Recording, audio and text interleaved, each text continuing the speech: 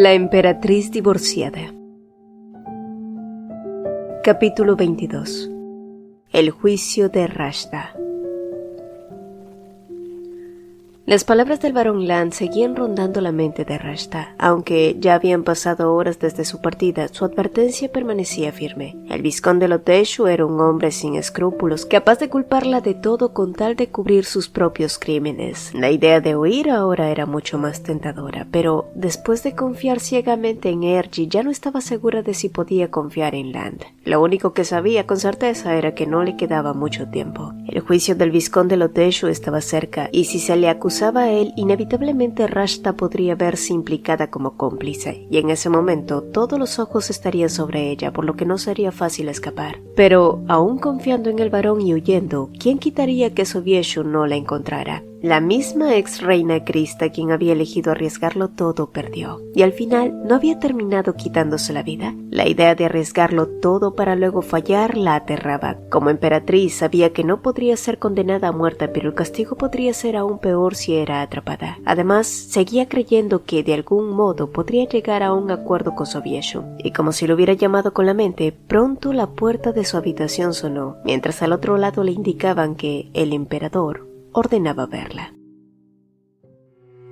Después de entregar la carta de la delegación, otro problema llegó a Oriente. Sobieshu estaba mentalmente agotado. Al parecer, Rashta había enviado una carta a un noble de Occidente declarando que el motivo por el que la nueva emperatriz se había divorciado era por su infertilidad. Y ahora Occidente estaba furioso, por lo que estaban exigiendo una disculpa pública por tal insulto. Sobieshu sintió cómo el dolor de cabeza regresaba con fuerza. Rashta, como siempre, parecía decidida a arruinar todo a su paso, pero ¿qué era lo que incentivaba a esa mujer a actuar de forma tan imprudente? Más que fastidio, Sobieshu ahora sentía curiosidad por saber qué demonios ocurría por la mente de esa mujer que aparentaba inocencia. ¿Qué va a suceder con Rashta? Rashta temblaba de frustración y miedo, sus ojos fijos en Sobieshu buscando algún rastro de compasión en su rostro. Dependerá de los delitos que hayas cometido. Pero Rashta no ha cometido ningún crimen, Su Majestad. Su voz temblaba como una hoja bajo el viento. Sobieshu la miró con una frialdad que parecía cortar el aire entre ellos. ¿Todavía piensas negarlo después de todo lo que ya se ha revelado? Su Majestad, yo sabía que Rashta era una esclava fugitiva, pero no le importó. Sabía que eras una esclava fugitiva, pero no sabía que eras este tipo de persona. Las respuestas de Sobieshu eran directas, duras como un martillo golpeando. El hombre que una vez la miró con ternura ya no existía. Ahora solo la observaba con el mismo desdén que se le tendría a una traidora. Su Majestad, la Rashta que conoció entonces y la Rashta que tiene frente a usted siguen siendo la misma persona. Trató de justificarse, la desesperación vibrando en sus palabras, pero de nada le sirvió. El hombre que amaste y el hombre que traicionaste tampoco es el mismo. La sala se llenó de un silencio tenso, roto únicamente por el sonido de la respiración agitada de Rashta, quien buscó frenéticamente una forma de defenderse, de apelar a algo que le quedara. Su Majestad, permítame explicarle todo. Si hay algún malentendido... Malentendido. La interrupción de Sobieshu llegó como un latigazo. ¿Qué malentendido podría haber? ¿Que la princesa resultó no ser mi hija? ¿Que firmaste pagarés para el duque Ergio? ¿Que prometiste un puerto para él sin mi autorización? Cada acusación cayó sobre Rashta como un golpe, pero Sobieshu no había terminado. O tal vez es un malentendido que difundiste un rumor en el Imperio de Occidente diciendo que mi divorcio con Navia fue por su infertilidad. Rashta, sorprendida por la acusación, retrocedió un paso, sus ojos muy abiertos. Rashta nunca hizo eso,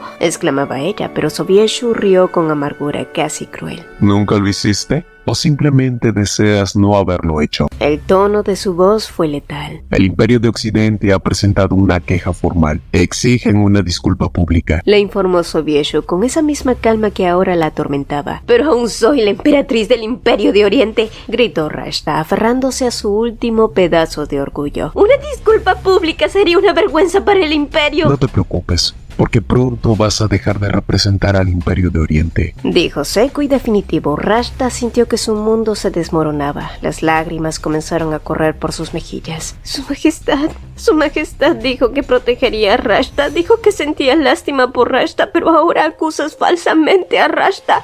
Rashta nunca dijo que Navier era infértil, solo dije que había un rumor. Tú fuiste quien dijo que ella podría ser infértil. La justificación de Rashta se sentía tan absurda absurda que Sobieshu se mantuvo impávido. Bueno, me haré responsable de mis actos, pero también lo harás tú. Ahora vete, sal de aquí. Con la estupidez pensar que podría hablar contigo, le dijo, agitando la mano con cansancio, al mismo tiempo que Rashta se arrastraba hasta sus pies y le rogaba que no permitiera que la castigaran severamente, que la salvara. Su Majestad, si el crimen de Rashta fue sentarse en el trono, entonces fue un error nuestro, no solo de Rashta. Aparte de eso, Rashta no hizo nada malo, berreaba, pero Sobieshu no respondió. Sus labios permanecieron sellados y su mirada vacía era todo lo que quedaba entre ellos.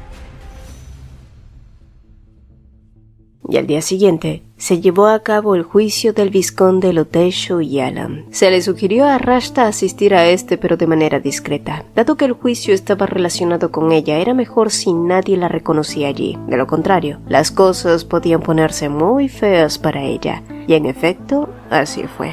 La situación en el tribunal caldeaba. El vizconde Loteshu aceptó haber confabulado con Rashta y su hijo Alan para engañar a la familia imperial y hacer que su línea de sangre reemplazara la de la familia real. Fue un golpe duro para Oriente, quienes a pesar de todos los escándalos en los que Sobieshu se había visto involucrado últimamente, aún lo consideraban como uno de los emperadores más amados, porque pese a todo, él jamás abandonó sus deberes como monarca y vio por su pueblo. Las voces indignadas del público se hicieron más fuertes y pronto comenzaron a arrojar huevos y frutas podridas, al mismo tiempo que exigían la presencia de Rashta. Ella también debía ser sentenciada junto a esos tramposos, vociferaban, y al escuchar los gritos a su alrededor, el rostro de Rashta se puso pálido. Estaba muerta del miedo. Para cuando llegó el turno de los vizcondes Iskar de ser llamados al estrado, Rashta se sintió un poco más aliviada. Ellos siempre habían sido leales a ella y creyó que esta vez no sería diferente, pero Rashta no pudo estar más equivocada.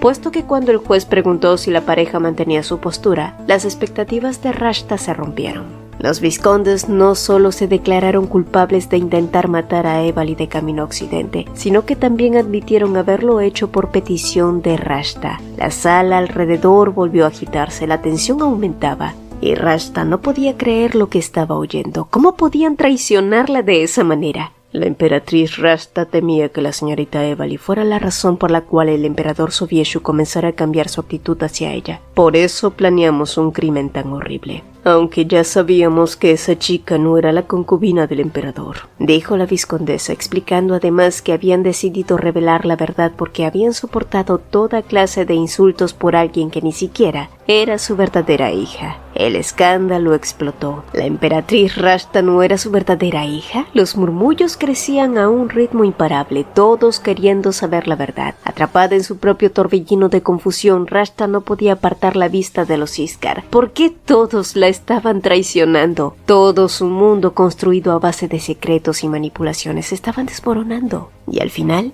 el juez, recuperando la compostura, trató de tomar el control de la situación y golpeó su martillo listo para dar su veredicto. Recitó los cargos del vizconde Loteshu, Alan y la pareja Iskar, uno por uno. Luego agregó algunas palabras personales y emitió la sentencia con firmeza. Loteshu Ringwell, pena de muerte. Alan Ringwell, pena de muerte. Jeremy Iskar, pena de muerte. Y Marsha Iskar, pena de muerte. ¿Sí? Fue un triste desenlace para aquellos que ahora pagaban por las consecuencias de sus actos, y días después, en el Palacio Sur, Evali recibió la visita de una mujer que llegaba a verla en nombre de sus padres. La noticia que traía consigo fue devastadora.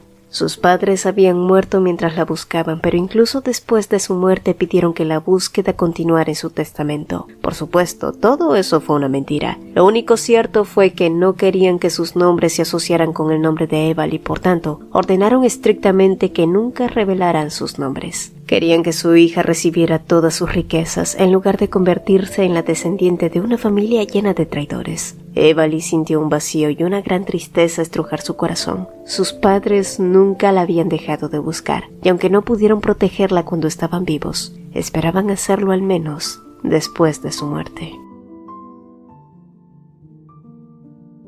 Mientras tanto, en Occidente, Henry había reforzado la seguridad alrededor de Navia y más tras el incidente reciente. Sin embargo, había otra preocupación que no dejaba en paz al emperador, y es que Oriente había enviado una misiva preguntando si era posible que la emperatriz Navier volviera a su tierra natal para acudir al juicio de Rashta. El motivo era simple. Querían que ella testificara como víctima de la malversación de fondos. Asimismo, el vizconde Landre también había sido llamado a asistir por la calumnia sufrida que involucraba a Niamh, por lo cual él planeaba asistir y limpiar el nombre de su amada. Así que, tras pensarlo por mucho, Navier finalmente decidió asistir. Tanto ella como Henry estuvieron de acuerdo en que irían juntos, y días después, los preparativos se llevaron a cabo y pronto partieron a Oriente. Los padres de Navier también planeaban presentarse y observar, y aunque también podían testificar contra Rashta en el tribunal, ya que ésta había contratado a un asesino para acabar con sus vidas, un delito bastante grave. Sería difícil hacerlo, ya que había sido un informante secreto el que descubrió todo el complot, y no sería bueno si Oriente se enteraba que Occidente tenía espías deambulando por allí. Sin embargo, a medida que el carruaje avanzaba, pronto Henry llamó la atención de Navier señalando los campos que se extendían ante ellos. Era una ruta que difícilmente ella podría olvidar. Sí, fue una huida difícil, temiendo todo el tiempo ser atrapada, pero en aquel entonces había estado tan llena de esperanza. Henry entonces la rodeó amorosamente con sus brazos y se movieron juntos, sus cuerpos presionados el uno contra el otro. Y aunque Navier no quería volver a experimentar algo así, Henry definitivamente había sido la luz en su oscuro pasado, y ahora podía mirar hacia atrás a los momentos difíciles por los que pasó con una sonrisa. Cuando nuestro hijo nazca y crezca un poco,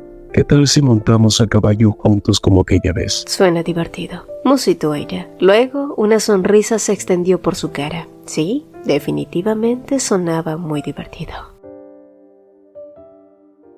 Mientras tanto, Rashta se tiraba del pelo con manos temblorosas, intentando contener su pánico. El crimen de engañar al emperador era algo que no tenía comparación con cualquier otro, ni siquiera con el intento de asesinato a Evali. Las acusaciones en su contra, alimentadas por los Teshu y los Iskar, le parecían demasiado. Sabía que la gente ya la veía como una farsante, alguien que había manipulado su camino hasta el trono y el matrimonio que había logrado con tanto esfuerzo. Ahora parecía una artimaña cuidadosamente planeada, pero en realidad, ella siempre había sido la víctima. Todo había sido por culpa de Sobieshu quien la engañó. Su cuerpo temblaba mientras sollozaba y maldecía. Los recuerdos del juicio regresaron a su mente. La multitud enfurecida había atacado con huevos y frutas podridas. Querían verla caer junto a ellos y el miedo volvió a apoderarse de ella. Necesitaba escapar. La sugerencia del barón Land de huir mientras aún pudiera, de repente tuvo mucho sentido. Así que se levantó como pudo e hizo llamar al barón. Poco después, Land, con el rostro lleno de preocupación, levantó las manos torpemente. Había sido él quien en un arrebato de compasión le sugirió huir días atrás, pero ahora frente a la desesperación de Rashta lo dudaba. La situación había empeorado y no era tan sencillo como antes. Sin embargo, era imposible que no sintiera lástima por ella. Con sus ojos grandes y desesperados parecía una criatura atrapada, por lo que al final cedió. Y aunque no podía sacarla de todo el problema, al menos intentaría sacarla de la capital de una manera segura, prometió. Rashta, con el corazón frenético, siguió las instrucciones del varón después de que éste se marchara. Tomó algunas joyas y objetos de valor, una manta que cubriera su cara y un vestido sencillo. Luego abandonó la habitación, pero tras pasar el salón, su cuerpo se tensó. En medio de este, la esperaba Ariane, su sirvienta. Su Majestad, si huye solo va a empeorar las cosas para usted. Debería enfrentarse a las acusaciones. Rashta apretó los labios. Desconfiaba profundamente de sus palabras. ¿Desde cuándo le importaba a Ariane lo que le ocurriera? ¿Por qué siquiera debía escucharla? Si su majestad no ha hecho nada malo, entonces ¿no debería defenderse?, insistió la mujer. Ariane trató de disuadirla una vez más, pero Rashta respondió entre lágrimas. Era fácil decirlo cuando no era ella a quien condenarían. Solo entonces la mujer suspiró y se abrió. Entonces fingiré que no la vi huir. Deprisa, váyase. Rashta miró atónita a la sirvienta y estaba dispuesta a marcharse, pero se detuvo, pareciéndole extraño que de pronto esa mujer cambiara de opinión, y más cuando últimamente todos la habían traicionado. ¿Por qué sería diferente esa mujer? Había sucedido con Alan, a quien creyó amable, hasta con Sobieshu, su salvador, y seguramente tan pronto se diera la vuelta, iría directamente a su majestad y le diría que se escapó. Rashta entonces sacó con cautela la daga que había escondido en su manga, para luego acercarse lentamente a Ariane. Muchas horas después, Rashta finalmente suspiró aliviada. Las lágrimas ya se habían secado en sus mejillas. La ayuda del barón Lante había resultado ser cierta y ella no podía estar más agradecida. Pero a pesar de que la situación parecía haber mejorado momentáneamente, una sensación de peligro volvió a apoderarse de ella, y de repente el carruaje en el que viajaba se sacudió bruscamente. Los latidos en su pecho retumbaban tan fuerte que apenas podía oír lo que ocurría afuera. Las voces en el exterior comenzaron a volverse más claras, y Rashta reconoció una en particular, la del barón Lante discutiendo con alguien más. ¿Pero quién?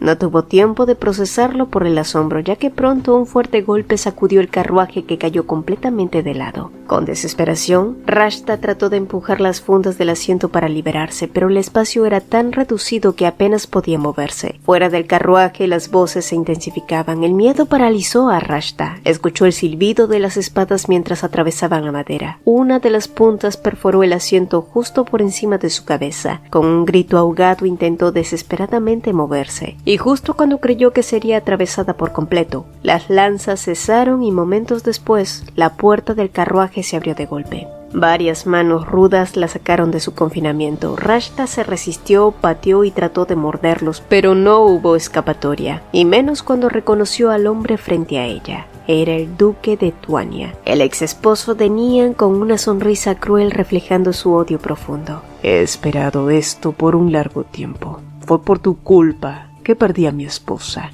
dijo el duque con veneno.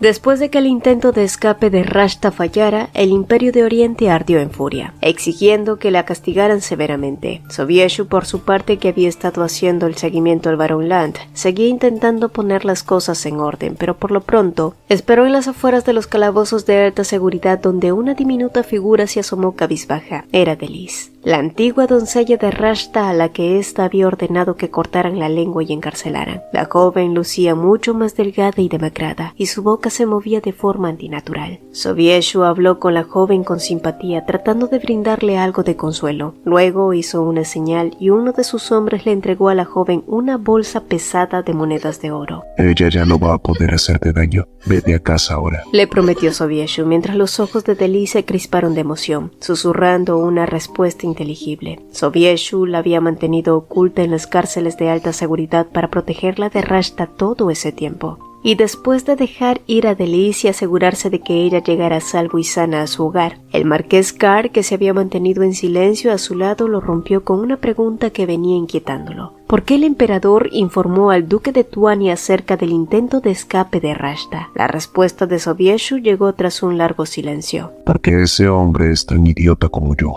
musitó. Tanto él como Sobieshu habían perdido a sus esposas por sus propias acciones estúpidas, y ahora ellas estaban en otro continente viviendo felices con otros hombres que no eran ellos. Sobieshu se enfadaba cada vez que veía al duque porque se veía reflejado en él, así que dejó que alcanzara a Rashta porque al menos quería que uno de ellos pudiera sentirse mejor con la venganza, por nada más. Mientras tanto, Delis salió del palacio imperial con una ligereza en su andar, pero a medida que avanzaba, oyó unas voces alteradas a lo lejos, algo que sonaba a caos. La conmoción en la calle se acercaba y entre la multitud, dos caballeros arrastraban a una mujer con los brazos sujetos, mientras los plebeyos los rodeaban lanzando insultos y acusaciones sin piedad. Delis entrecerró los ojos, tratando de identificar a la figura central de aquella escena, hasta que lo vio claro. Era la segunda emperatriz Rashta. Su cabello plateado y su rostro angelical, que alguna vez habían sido el centro de admiración de muchos, ahora estaban llenos de humillación. Y lo más increíble fue que en medio de toda esa multitud, los ojos de Rashta se fijaron en ella. Por un instante, ambas quedaron atrapadas en una mirada compartida. Delis avanzó lentamente hacia ella, deslizándose entre la multitud. Sabía que Rashta no tenía escapatoria, no mientras los caballeros la sujetaran con fuerza. Y para cuando se acercó lo suficiente, sonrió. Fue una sonrisa extraña, cargada de una amarga ironía. Luego sacó la lengua. ¿Sí? Su lengua había sido cortada por la mitad, apenas unida, que parecía a punto de desprenderse en cualquier momento. Y esa fue su venganza. Delis no había muerto y ahora era libre, mientras que Rashta estaba por empezar a vivir su propia pesadilla. El templo jamás anularía su matrimonio con Rashta, pero incluso si lo hiciera, deshacer el divorcio de Navier era algo imposible. Ella ahora era la emperatriz del Imperio Occidental y además esperaba el heredero de ese reino. No había forma de que Navier pudiera volver al lado de Sobieshu. Él lo sabía muy bien. La noticia de que Navier había llegado a Oriente, pero únicamente como espectadora, golpeó en su pecho con ansiedad. Por otro lado, también se supo que el duque Ergi seguía en la capital, pese a que se le había ordenado que abandonara el país. ¿Qué era lo que quería lograr? Quién sabe, pero eso era lo que inquietaba más a Sobieshu, y más cuando se supo que se había reunido con la vizcondesa Verdi, al parecer, para sugerirle que huyera con Glorin a otro país. Y solo por eso Sobieshu lo dejó ser. Porque si la vizcondesa accedía, él tenía la intención de reemplazar a los hombres de Ergi y asegurarse de que Glorin llegara a un lugar seguro. Sí, aunque no tenía la confianza para mostrarle amor a esa bebé como antes, el amor que sentía por ella no era algo que se podía borrar fácilmente. Y una vez a solas, Sobieshu miró hacia la ventana y como solía hacer, sus pensamientos nuevamente se llenaron de Navier, su ex esposa cargando a la niña que no era suya. Fue un hermoso cuadro que rompió más su corazón. ¿Y qué sentido tenía seguir viviendo ahora que no tenía a las mujeres que más amaba en su vida? Se preguntó mientras dejaba que las lágrimas cayeran. Y finalmente el juicio de Rashta llegó. El cielo era de un gris apagado y la gente acudió en masa al tribunal para presenciar el histórico juicio con un estado de ánimo inquieto. Tanto Navier como Henry habían decidido asistir como nobles ordinarios, por lo que nadie les prestó mucha atención, y después de una tensa espera, el juicio comenzó. Los primeros testigos en subir al estrado fueron el vizconde Loteshu y el matrimonio Iskar, que reiteraron las mismas declaraciones que habían dado en el juicio anterior. Luego lo hizo el marqués Carr, quien reveló que Rashta tenía una gran deuda con el duque Ergi y había firmado un trato para ceder el puerto. El siguiente en presentarse fue el presidente de la corporación Oso, quien traía consigo los pagarés que Rashta utilizó a su favor, pero más tarde se descubrió que esos pagarés le pertenecían a la emperatriz Navier. Después de él continuaron Evali, quien habló del intento de asesinato de Rashta, luego el vizconde Landre, quien explicó cómo Rashta difamó a Nian y causó su divorcio. Del mismo modo lo hicieron sus doncellas Delis, que apenas podía entendérsele, y Ariane, que había sido apuñalada recientemente y ahora estaba recuperando. El revuelo en la sala fue instantáneo. Los gritos de horror llenaron el tribunal, la indignación creció, pero Rashta negó firmemente con la cabeza. Todo era mentira, juraba ella, pese a los insultos del público, pero no. Ella ni siquiera mostró la más mínima reacción. Y finalmente, cuando llegó su turno de subir al estrado, alguien más entre la multitud gritó, un joven periodista llamado Johansson, y que juraba tener en sus manos un documento vital. El juez lo miró con desconfianza, pero el apoyo del público a Johansson lo forzó a aceptarlo. El papel no era otra cosa más que un registro de esclavitud perteneciente a un hombre que alguna vez afirmó ser el verdadero padre de Rashta. El aire en la sala se volvió denso, los murmullos pronto se convirtieron en gritos furiosos. ¿Una esclava? No una plebeya, sino una esclava. Oh, y el público estalló en protestas, exigiendo su destitución inmediata, y Rashta, por primera vez, perdió por completo su compostura. Se levantó de un salto y en un arrebato de desesperación gritó: «¡Su Majestad Sobieshu es impotente!». El tribunal se sumió en un silencio tan espeso, todos los ojos se posaron sobre Sobieshu, cuyo rostro estaba endurecido, reflejando la furia de alguien que ha sido públicamente humillado. Rashta, sin embargo, no tenía intención de detenerse y con un gesto dramático señaló a Sobieshu, acusándolo con desesperación de ser él quien dijo que Navier era infértil. «Me obligó a tener un hijo con otro hombre para ocultar el hecho de que es impotente», gritó, su voz resonando como truenos. Santo cielo. Los murmullos se esparcieron como un incendio forestal. La incredulidad, el escándalo se agitó entre el público. La misma Navier estaba sin palabras y más al sentir la mirada de su madre mirándola con curiosidad. Claramente moría por saber si la hombría de Sobieshu tenía problemas para levantarse. Pero antes de que pudiera responder, la voz estridente de Rashta volvió a captar la atención de todos, resurgiendo con más fuerza. «Estoy diciendo la verdad, la emperatriz Navier logró embarazarse tan pronto se volvió a casar. ¿No es eso una prueba más que suficiente para saber que el infértil era el emperador?» Sobieshu, quien había permanecido en su trono tratando de mantener la compostura, parecía genuinamente aturdido. Su expresión fluctuaba entre la rabia y la vergüenza, un espectador impotente ante el colapso público de Rashta. Henry, por su parte, chasqueó la lengua con desaprobación. qué cosa más lamentable. Ver a Sobieshu acorralado por Rashta, alguien que él mismo había encumbrado, tenía un sabor inesperadamente dulce. ¿Debía sentirse culpable por disfrutarlo? Quizás, pero no lo hacía. Johansson, aprovechando la conmoción, continuó, acusando a Rashta de matar a su verdadero padre para eliminar cualquier prueba acusatoria. Rashta, que pensó que Sobieshu había liquidado a su padre, protestó con vehemencia. Eso no era cierto. Pero antes de que pudiera continuar, el marqués Carr se levantó interrumpiéndola y llamó a un nuevo testigo. El aire en la sala se congeló. Johansson giró la cabeza rápidamente hacia el marqués Carr sorprendido. No tenía idea de que el hombre desaparecido que se decía era el padre de Rashta sería traído al tribunal. El plan cuidadosamente trazado por Sobieshu y Johansson ahora se alineaban de manera impecable. Y mientras el demacrado hombre se plantaba frente al juez, este pronto comenzó a testificar que Rashta había intentado asesinarlo, pero gracias a unos caballeros se había salvado de ser asesinado por unos individuos no identificados. El veredicto estaba sellado. Las piezas de este macabro rompecabezas caían en su lugar, y Rashta, una vez emperatriz, se encontró más sola que nunca en medio de un juicio que había comenzado como una oportunidad para exculparse y terminó con la revelación de sus más oscuros secretos. Sobieshu, quien había observado en silencio todo el tiempo, seguía impasible. No necesitaba hablar. El juicio, tanto el legal como el social, ya estaba dictado, y solo así, Rashta fue sentenciada a cadena perpetua.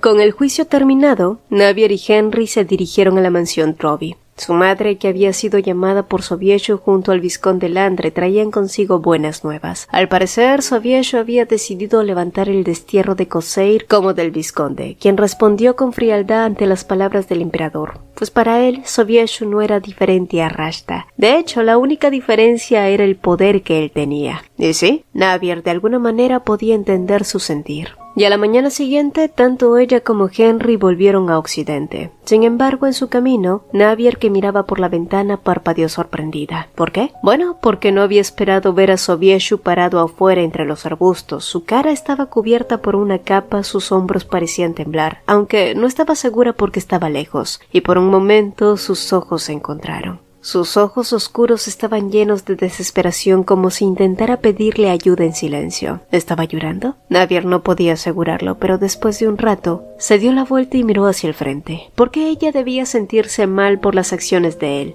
¿No? ¿Había razón para compadecerse de él simplemente por una mirada suplicante? No. Y de repente la voz de Henry rompió sus pensamientos, llamándola con entusiasmo, señalando la ventana con un tono mucho más urgente. Al girar la cabeza sin saber qué esperar, Navier se quedó sorprendida. Frente a ella, banderas rojas brillantes ondeaban y las calles estaban llenas de gente que gritaban su nombre con fervor, ondeando esas banderas como si de alguna manera intentaran transmitir su cariño, su apoyo. ¿Sería esa la manera en la que se arrepentían de lo que sucedió durante el desfile de bodas de Rashta? Los recuerdos de ese día volvieron a su mente, el frío silencio, el desdén. Y ahora, aquellos que le habían dado la espalda, aquellos que la miraron con indiferencia y rechazo, agitaban banderas rojas para desearle felicidad. Navier sintió un nudo en la garganta y de pronto las lágrimas comenzaron a acumularse en sus ojos. En Oriente el color rojo significaba prosperidad, y a su lado Henry le brindó palabras cálidas. La rodeó con sus brazos, abrazándola con delicadeza, como si quisiera protegerla de todo el dolor del mundo. Mi reina, mi esposa, mi Navier, todos desean que seas feliz. A partir de ahora, solo van a pasar cosas buenas. Tú, yo y nuestro hijo en camino. Seremos felices para siempre. Esas palabras tan simples, tan puras, calaron hondo en ella, y por primera vez en mucho tiempo, Navier sintió que la felicidad no era una promesa vacía, sino algo al alcance de sus manos.